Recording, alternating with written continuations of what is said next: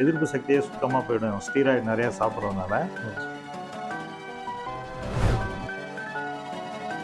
குறிப்பாக நிறைய இளைஞர்கள் சொல்லுவாங்க ஆல்கஹால்லாம் கெடுதலை, பீர் மட்டும் ஒன்றும் பண்ணாது, பீர் அது குளிர்ச்சி.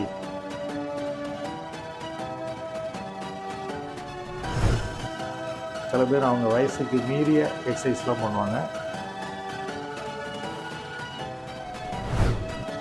பெல்ட் போடுறதுனால வலி மட்டும் குறைஞ்சிடாது. பெல்ட் ஒரு தீர்வு கிடையாது, ஒரு சப்போர்ட்.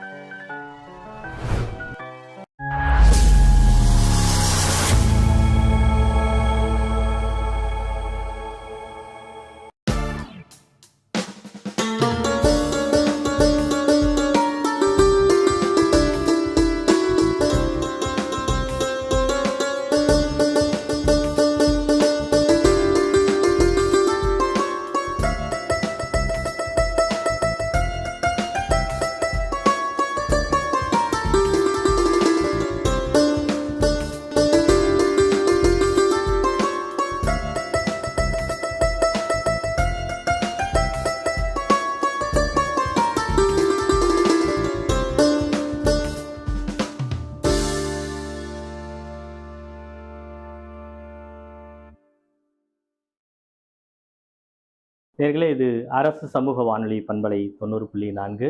இன்று மருத்துவ நேர நிகழ்ச்சியில் எலும்பு தொடர்பான நோய்கள், அதுக்கான பாதுகாப்பு வழிமுறைகளை வழங்குவதற்காக நம்முடைய நிகழ்ச்சியில் இணைந்திருப்பவர் ortho specialist doctor R Rajasekaran அவர்கள். அவர்களை சந்திப்பதில் மகிழ்ச்சி அடைகின்றோம். வணக்கம் சார். வணக்கம் சார். சார், பொதுவாகவே இப்போ மக்கள்கிட்ட பார்த்தீங்க அப்படின்னா, இந்த இளைஞர்கள்லேருந்து ஆரம்பித்து முதியோர்கள் வரையும் பார்த்தீங்க அப்படின்னா எல்லாருக்குமே இந்த எலும்பு தொடர்பான நிறைய பிரச்சனைகளை பேசுகிறாங்க. குறிப்பாக மூட்டு வலி, எலும்பு தேய்மானம், இது குறித்து நிறைய பேசிக்கிட்டே இருக்காங்க. இந்த எலும்பு தேய்மானத்துக்கான காரணங்களா எங்கள் நேயர்களுக்கு என்ன பதில் சொல்கிறீங்க சார்? அரசு பண்பலை நேயர்கள் அனைவருக்கும் எனது காலை வணக்கம். பொதுவாக இந்த எலும்பு தேய்மானம், ஆஸ்டியோ ஆர்த்ரைட்டிஸ் அப்படின்னு சொல்லுவாங்க. இதுக்கு முக்கியமான காரணம் கால்சியம், நம்ம உடம்புல கால்சியம் டிஃபிஷியன்சி மற்றும் விட்டமின் டி டிஃபிஷியன்சி, இவைகள் தான் பொதுவான காரணம். இதற்கு குறைவதற்கு காரணம் நம்மளுடைய லைஃப் ஸ்டைல்.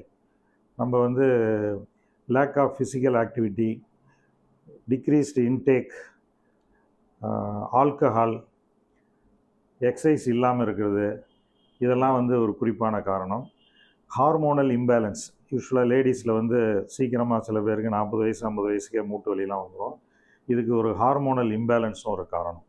யூஸ்வலாக ஆஸ்டியோ ஆர்த்ரைட்டிஸ்ங்கிறது தான் எலும்பு தேய்மானம்னு பொதுவாக மக்களால் எனக்கு மூட்டு தேஞ்சு போச்சு, வலிக்குது அப்படின்னு தான் பொதுவாக லேடிஸு ஜென்ஸ்லாம் ஒரு 50 வயசுக்கு மேலே வராங்க. உடல் பருமனும் அதுக்கு முக்கியமான ஒரு காரணம். உடல் பருமன் direct proportional to the osteo arthritis. அது உடல் பருமன் எவ்வளோ அதிகமாக உங்களுக்கு மூட்டு தேய்மானங்கிறது, அந்த ஆஸ்டியோ ஆர்த்ரைட்டிஸை தமிழில் அவங்க மூட்டு தேய்மானம்னு ஒரு அர்த்தம் எடுத்துக்கிறாங்க. அது ஆக்சுவலாக டீஜெனரேஷனால் அந்த முழங்கால் மூட்டாக இருக்கட்டும், இடுப்பு மூட்டாக இருக்கட்டும், அந்த இடத்துல உங்களுக்கு போனும் உராயும் பொழுது அதில் அந்த ஸ்மூத்தாக இருக்கும். அங்கே கார்ட்லேஜ்னு என்று சொல்லப்படக்கூடிய ஒரு பகுதி அந்த இடத்துல எலும்பு ஒன்றோடு ஒன்று உராஞ்சாலும் அந்த ஸ்மூத்னஸ், வலி இல்லாமல் இருக்கிறதுக்கு இருக்கும். அந்த கார்டிலேஜ்லாம் கொஞ்சம் கொஞ்சமாக டீஜெனரேஷன் ஆகிடும். டீஜெனரேஷன் ஆகும்போது அந்த இடத்துல சொரசொரப்பு வந்துடும். அந்த சொரசொரப்பு வர்றதுனால உங்களுக்கு மடக்கி உட்காரும்போது, டாய்லெட்டில் உட்காந்து ஏந்திரிக்கும் போது, படி ஏறி இறங்கும் போதெல்லாம் உங்களுக்கு வலி வர ஆரம்பிச்சிது. இதை தான் பொதுவாக மக்கள் மூட்டு தேய்மானங்கிறாங்க. இது ஆரம்ப ஸ்டேஜில் இருந்தால் நம்ம இதுக்குள்ளே அந்த கார்ட்லேஜ் ரீஜெனரேஷனுக்குள்ளே சில மாத்திரைகள் கொடுக்கலாம். சில சமயம் ஸ்டேஜ் 1, 2ல் உள்ளே இந்த ஜாயிண்ட்லேயே ஹைலின்ங்கிற ஒரு பச ஊசி மாதிரி போடலாம். நம்ம ரத்தத்துலேருந்து பிளாஸ்மா செல்ஸ் பிரிச்செடுத்து பிளேட்லெட் ரிச் பிளாஸ்மா அப்படின்னு ஒன்று இப்போ நிறையா அது அதிகமாக புழங்குறாங்க. அதை பற்றி நிறைய கான்ஃபரன்ஸ் கூட மீட்டிங்ஸ்லாம் போட்டுட்ருக்காங்க. அந்த நம்ம ரத்தத்தை எடுத்து அதுலேருந்து பிளேட்லெட்டை பிரித்து எடுத்து அதை ஜாயிண்டில் இன்ஜெக்ட் பண்ணுறாங்க. அதுலேயும் ஓரளவு ஸ்டேஜ் 1, 2னா அதெல்லாம் கேட்குது. ஸ்டேஜ் 3 அதிகமாக மூட்டு தேஞ்சிடுச்சுன்னா அப்படின்னா மூட்டு மாற்று அறுவை சிகிச்சை தான் அதுக்கு நிரந்தர தீர்வாக இருக்கும். எலும்பு தேய்மானம் அப்படின்னோடனே பொதுவாகவே ஒரு சில பேர் என்ன பண்ணிக்கிறாங்க அப்படின்னா, அவங்களாவே கால்சியம் டேப்லெட் எடுத்துக்கிறாங்க சார். அது எந்த விதத்தில் ரைட்டாக இருக்கும்? இல்லை, ஆக்சுவலாக இந்த எலும்பு தேய்மானத்துக்கு காரணம் 2 டைப்பாக நம்ம சொல்லியிருக்கோம். அதுலேயே ஒன்று ஆஸ்டியோ ஆர்த்ரைட்டிஸ். Okay sir. இன்னும் அது வந்து இயற்கையாக வந்து டீஜெனரேஷனால் ஏஜ் ஆக ஆக வர்றது, விட்டமின் டிஃபிஷியனால தான் வர்றது. இன்னொன்று ரொமட்டாய்டு ஆர்த்ரைட்டிஸ், அதுலேயும் மூட்டு வலி வரும், முடக்குவாதம். பட் அதில் போய் நம்ம கால்சியம்லாம் சாப்பிட்டுட்டு இருந்தோம்னா அது வந்து உடம்புக்கு கெடுதலாக தான் முடியும். ஏன்னா எக்ஸசிவ் இன்டேக் ஆஃப் கால்சியம் வந்து உடம்புல எங்கே வேணாலும் போய் அது டெபாசிஷன் ஆகும். அதனால் வந்து நம்ம எதனால் அது அப்படிங்கிறத மருத்துவரை ஆலோசனை பண்ணி தான் நம்ம வந்து அது கால்சியம் டிஃபிஷியன்சி இருக்கா, ஆஸ்டியோ ஆர்த்ரைட்டிஸ் தானா, இல்லை ரொமட்டாய்டு ஆர்த்ரைட்டிஸா, இல்லை கவுட்டி ஆர்த்ரைட்டிஸ் கூட ஒன்று இருக்குது. அந்த யூரிக் ஆசிடுங்கிற உப்பு போய் நம்ம ஜாயிண்ட்லலாம் உட்காந்துக்கிட்டு அதனால் மூட்டு வலி, வீக்கம் இதெல்லாம் வரும். அதனால் எதனாலங்கிறத நம்ம மருத்துவரை ஆலோசனை பண்ணி தான் நம்ம அதுக்கு மருந்து எடுத்துக்கணும். நம்மளா போய் பொதுவாக நம்ம வீக்காக இருக்கோம் அப்படின்னு சொல்லிட்டு நம்ம போய் உடனே கால்சியம் வாங்கி சாப்பிடக்கூடாது. இந்த ரொமட்டாய்டு ஆர்த்ரைட்டிஸ் அப்படின்னு சொல்கிற அந்த முடக்குவாதம் அது வருவதற்கான காரணங்கள் என்னவா சார் இருக்கும்? ரொமட்டாய்டு ஆர்த்ரைட்டிஸ்ங்கிறது ஒரு ஆட்டோ இம்யூன் டிசீஸ்.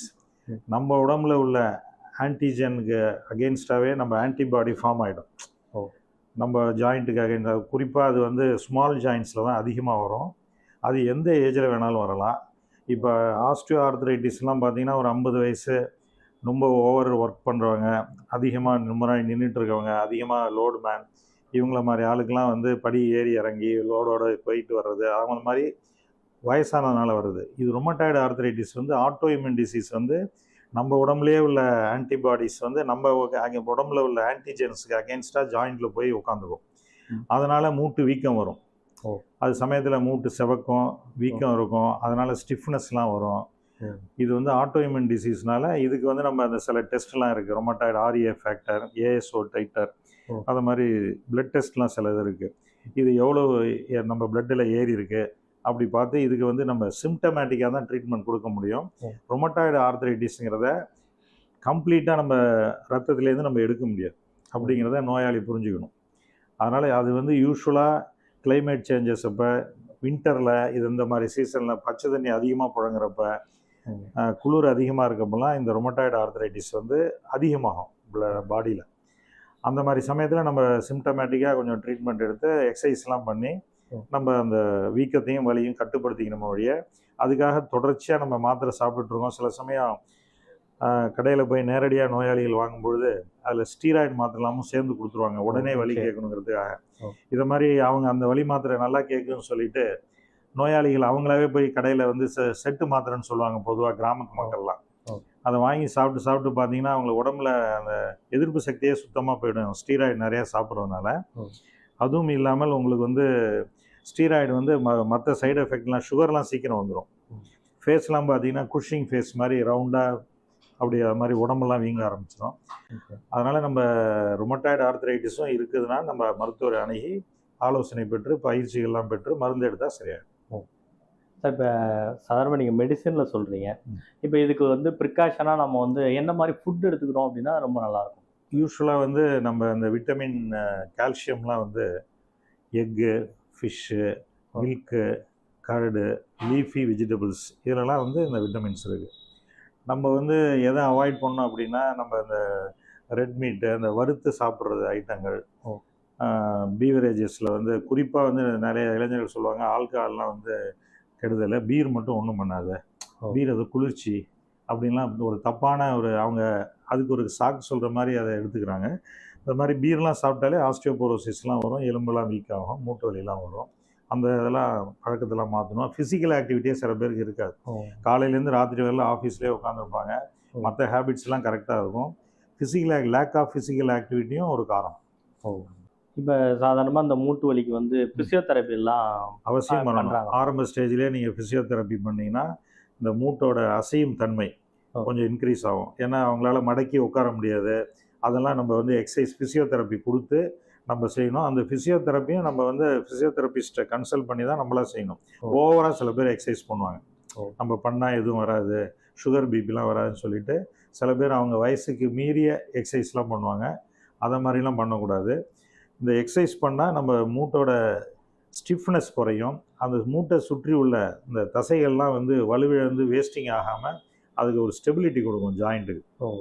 அதனால் அவசியம் வந்து ஃபிசியோதெரப்பி இந்த மூட்டு தேய்மானத்துலேயும் சரி, மூட்டு வலியிலையும் சரி, ஈவன் வந்து ஃப்ராக்சர்லேயும். இப்போ வந்து எலும்பு வீக்காக இருக்கும் பொழுது சாதாரணமாக கீழே விழுந்தால் கூட உடஞ்சிடும் சில பேருக்கு. அதுக்கு ஆஸ்டியோபோரோசிஸ் அப்படின்னு சொல்லுவாங்க. ஒரு வயசானவங்களாம் ஒரு 60 வயசு 70 வயசில் உள்ளவங்க சும்மா பாத்ரூமில் தடுக்கி விழுந்தேன் அப்படிம்பாங்க. அதுலேயே வந்து இடுப்பு ஃப்ராக்சர் ஆகிடும். இதுக்கெலாம் காரணம் வந்து உங்களுக்கு எலும்போட வீக்காக இருக்கிறது தான் காரணம். அதெல்லாம் வந்து நம்ம இந்த ஃபிசியோதெரப்பி பண்ணும்போது அந்த எலும்பில் வந்து கொஞ்சம் சுற்றிலும் உள்ள மசில்லாம் வந்து கொஞ்சம் அதை ஸ்ட்ரென்த்தாக வச்சுருக்கும். ஓகே. இப்போ அதே போல் ஃபிசியோதெரப்பி மாதிரியே என்ன பண்ணாங்க, இந்த நியூ ஜாயின்ட் பெல்ட் எல்லாம் போடுறாங்கல்ல சார், அது இப்போ பெட்டரா வந்து சார்? பெல்ட் வந்து உங்களுக்கு எப்போ யூஸ்ஃபுல்லாக இருக்கும் அப்படின்னாக்கா, சில சமயம் வந்து ட்ராவல் டெய்லி பண்ணுறாங்க, அவங்களுக்கு வந்து ஒரு தொழில் நிமித்தமாக அந்த காலத்துலலாம் நம்ம கூட்டு குடும்பமாக இருக்கும்போது ஊர்லேயே ஒருத்தவங்க ஒரு ஃபேமிலியில் 5-6 பேர் இருக்காங்க அப்படின்னா ஒருத்தவங்க வேலைக்கு போவாங்க, பாக்கி பேர் வீட்டில் உள்ள லேண்ட்ஸ் அந்த மாதிரிலாம் பார்ப்பாங்க. ரொம்ப ட்ராவல் இருக்காது. இப்போ வந்து ஒருத்தவங்க வந்து உதாரணமாக இப்போ கும்போணத்துலேருந்து மாயனம் கூட வந்து வேலை பார்த்துட்டு போகிறாங்க, டெய்லி பைக்கில் வராங்க.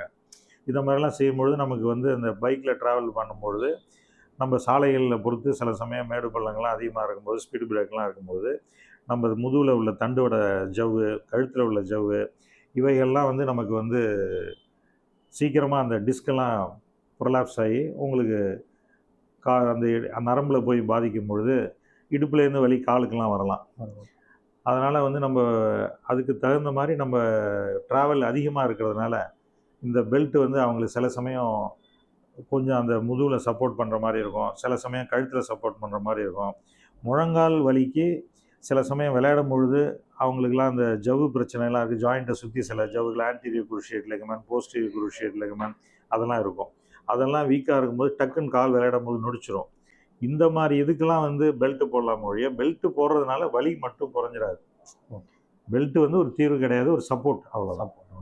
இப்போ முடக்குவாதம் பற்றி நிறைய பேசணும் சார். அது கீழ்வாதம்னு ஒன்று சொன்னாங்க, அதாவது என்ன சார்? ஆக்சுவலாக வந்து அது முடக்குவாதத்தில் அது ஒரு பார்ட். இது நம்ம ஆர்த்ரைட்டிஸ்லேயே அதான் நம்ம சொல்கிறோமே, osteoarthritis, gouty arthritis, secondary osteoarthritis. அந்த மாதிரி ஒரு குறிப்பிட்ட இடத்துல ஒரு ஃப்ராக்சர் ஆகுதுன்னா அந்த இடத்துல அந்த ஆர்டிகுலர் சர்ஃபேஸ் வந்து அதனுடைய ஷேப் மாறும். அந்த மாதிரிலாம் ஏற்படுறது தான் நம்ம வந்து கீழ்வாதம் அப்படின்னு சொல்கிறது. Okay sir. இப்போ இந்த போன் டென்சிட்டி வந்து குறைஞ்சிருக்கு அப்படின்ற ஒரு வேர்டு நாங்கள் ரெகுலராக கேட்போம். அதை பற்றி எங்கள் நேயர்கள் கொஞ்சம் தெளிவுபடுத்துங்களா சார்? அது என்ன சார்? நம்ம உடம்பு வந்து போன் வந்து கால்சியம், மெக்னீஷியம் அது மாதிரி மற்றும் தாது உப்புகளால் மினரலைசேஷன் சொல்லுவாங்க. அதெல்லாம் இருந்தால் தான் நமக்கு வந்து போன் வந்து அந்த கரெக்டான ஸ்ட்ரென்த்தில் இருக்கும். அது வந்து பிஎம்டி டெஸ்ட்டும்பாங்க, போன் மினரலைசேஷன் டென்சிட்டி.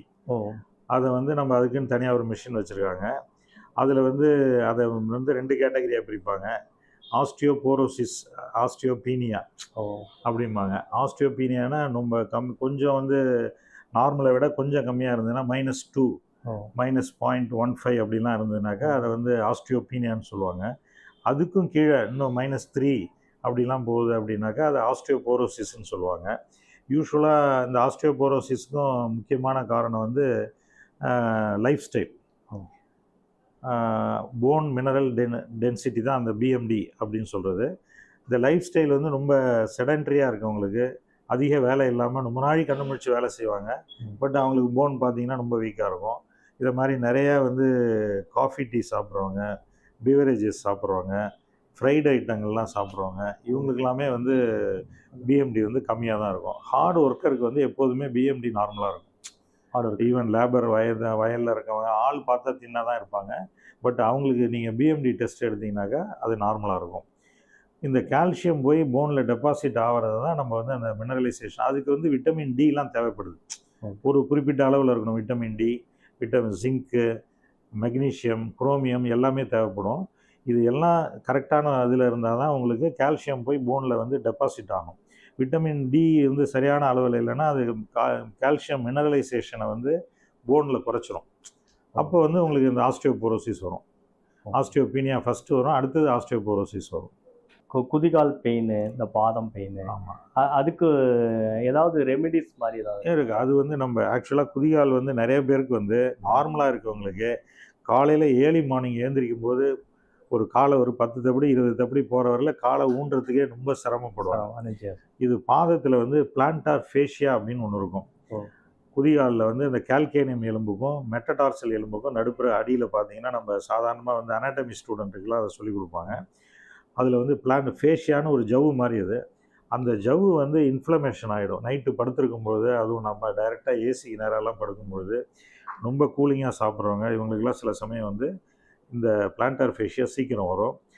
அதில் வந்து அதுக்கு ஆக்சுவல் ட்ரீட்மெண்ட் வந்து நம்ம என்னன்னாக்கா, நம்ம காலையில் வந்து ஏஞ்ச உடனே ஒரு பேசினில் ஒரு ஹாட் வாட்டர் மிதமான சூட்டில் வச்சுக்கிட்டு, சாதாரண நாட்டு உப்பு அதில் ஒரு 4 கரண்டி போட்டு காலை உள்ளே வச்சு நீங்கள் ஒரு 10 மினிட்ஸ் அதை பெடல் பண்ணுற மாதிரி இருந்தால் உள்ளே உள்ள அந்த இன்ஃப்ளமேஷன் குறையும். நீங்கள் அந்த அதிகமாக இருக்கிறப்ப நீங்கள் ஆன்டி இன்ஃப்ளமேட்டரின்னு சில மெடிசன்ஸ் இருக்குது, அதை எடுத்துக்கலாம். நம்ம வந்து டெய்லி ரெகுலராக ஷூ யூஸ் பண்ணுறோன்னா அந்த சிலிக்கான் இன்சோல் மாதிரி அந்த ஷூக்குள்ளே நம்ம இன்சர்ட் பண்ணிக்கிட்டாக்கா அந்த சாஃப்ட்னஸ்னால அந்த வலி கொஞ்சம் குறையும். வீட்டுக்குள்ளே ஹவுஸ் ஹோல்டு லேடிஸு அவங்களாம் வீட்டில் வேலை செய்கிறவங்க அதிகமாக வீட்டை விட்டு வெளியே போகாதவங்களுக்கு அந்த வலி நிறைய வருது. அவங்களுக்கெல்லாம் வீட்டுக்குள்ளேயே அந்த எம்சிஆர் செப்பல் மாதிரி மைக்ரோ செல்லுலர் ரப்பரில் இருக்கும். அவங்க கால் வாட்டத்துக்கு தகுந்த மாதிரி அந்த ரப்பரை வந்து 1 சென்டிமீட்டரோ 1/2 சென்டிமீட்டரோ எக்ஸஸாக அந்த குதிகால்கிட்ட வச்சிட்டோன்னா அந்த வெயிட் பேரிங் வந்து உங்களுக்கு குதிகாலுக்கு டைரெக்டாக போகாமல் ஃப்ரண்ட் ஃபுட்டுக்கு போகும். அதனால் வந்து கொஞ்சம் வலி சீக்கிரமாக குறையும். அதனால் இதெல்லாம் வந்து நம்ம பிளான்டார் ஃபேஷியாங்கிறது தானாகவே செல்ஃப் லிமிட்டிங் டிசீஸு. இதுக்கு தொடர்ச்சியாக மருந்து சாப்பிடணுன்னு அவசியம் இல்லை. இதை மாதிரி நம்ம செப்பல் யூஸ் பண்ணிக்கலாம். ரொம்ப இருக்கிறப்ப ஆயின்மெண்ட்டு இது மாதிரி வாட்டர் மசாஜ் இது மாதிரிலாம் பண்ணிக்கலாம். Okay sir. இறுதியாக ஒரே ஒரு கேள்வி சார். இப்போ சின்ன பசங்களுக்கு பார்த்தீங்க அப்படின்னா போன் க்ரோத் ஆகிக்கிட்டே இருக்கும் சார். நல்ல க்ரோத் ஆகிறதுக்கு என்ன மெடிசன் எடுத்துக்கணும்? அதே போல் வயதானவர்கள் அப்படிங்கன்னா ஒரு ஸ்டேஜுக்கு அப்புறம் போன் வந்து க்ரோத் ஆகாது, அதுக்கப்புறம் அவங்க மெயின்டைன் பண்ணிக்கணும். அதுக்கான ஃபுட் என்ன எடுத்துக்கணும்? ஆக்சுவலாக வந்து க்ரோத் வந்து எபிஃபேசிஸ்னு எலும்பில் ஒன்று சொல்லுவாங்க. எலும்போட பகுதியை வந்து எபிஃபேசிஸ், டயஃபேசிஸ், மெட்டாஃபேசிஸ்னு 3ஆக பிரிப்பாங்க. இது எபிஃபேசிஸ் வந்து கரெக்டாக இருந்தால் தான் அந்த எலும்பு வளர்ச்சி கரெக்டாக அந்த ஈவனாக 2 கையிலையும் கால்லையும் அந்த மாதிரிலாம் இருக்கும். மெயினாக வந்து விட்டமின் டி டிஃபிஷியன்சியில் வந்து உங்களுக்கு வந்து குழந்தைக்கெலாம் பார்த்தீங்கன்னா சில பேருக்கு அந்த ரிக்கெட்ஸ்ன்னு சொல்லுவாங்க, மார்பு கூடு வந்து முன்பக்கமாக இருக்கும், பிஜிஎன் செஸ்ட் அப்படின்னு இங்கிலீஷில் சொல்லுவாங்க. அதே மாதிரி கால்லாம் பார்த்தீங்கன்னா பவுலக்ஸ் மாதிரி கால் கொஞ்சம் வளைஞ்சிருக்கும். இதெல்லாம் வந்து விட்டமின் டி டிஃபிஷியன்சியில் அந்த எபிஃபேசிஸ் க்ரோத் பிளேட்டாக அந்த விட்டமின் டி பாதிக்குது. அதை வந்து நம்ம விட்டமின் டி அதிகமாக இருக்க விட்டமின் டிக்கு முக்கியமான சோர்ஸ் வந்து சன்லைட். எல்லாரும் கொஞ்சம் நாள் வந்து பாரதி அப்போ சொன்னப்போ மாலை முழுவதும் விளையாட்டு, காலை எழுந்தவுடன் படிப்பு, மாலை முழுவதும் விளையாட்டுன்னு சொன்ன மாதிரி எல்லாரும் கொஞ்சம் சன்லைட் உடம்புல படுற அளவுக்கு டெய்லி வந்து ஃபிசிக்கல் ஆக்டிவிட்டி இருக்கணும். விட்டமின் டி வந்து சன்லைட்லேருந்து தான் நமக்கு கிடைக்குது. ஃபுட்டில் வந்து நம்ம இந்த விட்டமின் டி ப்ரீகர்சர் 125 டிஹைட்ராக்சி கோலிகால்சிஃபரால்னு சொல்லுவாங்க. அந்த ப்ரீகர்சர்லாம் நம்ம ஃபுட்டில் எக்கில், ஃபிஷ்ஷில், பல்சஸில் இருக்குது. அது மாதிரி நம்ம பாதாம் பருப்பு அதெல்லாம் கொஞ்சம் யூஸ் பண்ணிக்கலாம். பருப்பு வகைகளில் நிறையா யூஸ் பண்ணிக்கலாம். க்ரீன் லீஃபி வெஜிடபிள்ஸ் இதெல்லாம் குழந்தைக்கு கொடுக்கலாம். அது குழந்தைக்கு வந்து நம்ம டயட் ஹேபிட்டை வந்து இப்போ நம்ம நிறைய பேர் என்னென்னா ரொம்ப வெளியில் போனாலும் குழந்தைங்க வந்து இந்த மாதிரி ஜங்க் ஃபுட்டு மாதிரி தான் யூஸ்வலாக பார்த்தீங்கன்னா பரோட்டா, பூரி இந்த மாதிரி தான் குழந்தைங்களுக்கு இன்ட்ரெஸ்ட்டாக இருக்குது. நம்ம அவங்களுக்கு வந்து நம்ம காலத்து முன்னோர்கள் நம்ம தாத்தா பாட்டிலாம் கொடுத்த மாதிரி அந்த காலத்து உணவை அவங்கெல்லாம் அந்த காலத்தில் அவல் இந்த மாதிரி சுண்டல், நம்ம வீட்டிலேயே காராமணி என்ன விளையுதா காராமணி சுண்டல், கொண்டக்கடலை இருந்தால் கொண்டக்கடலை சுண்டல், இதை மாதிரி பருப்பு வகைகள்லாம் நிறையா கொடுத்தாங்க. அதே மாதிரி அந்த காலத்தில் வந்து வீட்டிலலாம் மாடு கிடந்து அதை வந்து உர குத்தி அதுலேருந்து வெண்ணெயெல்லாம் எடுத்து தயிர், மோர்லாம் அந்த காலத்தில் நமக்கு கிடச்சி. இப்போ எல்லாமே வந்து நம்ம பாக்கெட் பால் ஆயிடுச்சு. அதை மாதிரி நம்ம முன்னோர்கள் நமக்கு விட்டு சென்றதை நம்ம தொடர்றதுக்கு நம்ம எல்லாரும் முயற்சி பண்ணணும். ரைட் சார், நிச்சயம் சார். நேர்களே, இன்னைக்கு நம்ம அரசு எஃப்எம்ல மருத்துவ நேரம் நிகழ்ச்சிக்காக வந்து நம்மளோடு இணைந்து டாக்டர் ஆர் ராஜசேகரன் அவர்கள் வந்து எலும்புகள் தொடர்பான நிறைய விஷயங்கள், அதனால் என்ன டிசீஸ் வருது, அதுக்கான ப்ரிகாஷன் என்ன பாதுகாப்பு வழிமுறைகள், என்ன எக்ஸசைஸ் நம்ம செய்யணும், என்ன ரெகுலரான உணவுகள் பயன்படுத்தணும் அப்படிங்கிறத வந்து மிக அருமையாக வந்து நம்மளோட பகிர்ந்துக்கிட்டாங்க. ஸோ அவர்களுக்கு வந்து வாழ்த்துக்களையும் நன்றியும் அரசு சமூக வானொலி சார்பாக இத்தருணத்தில் தெரிவிப்பதில் மகிழ்ச்சி அடைகிறோம் சார். நன்றி, வணக்கம். நன்றி, வணக்கம் சார். நன்றி சார்.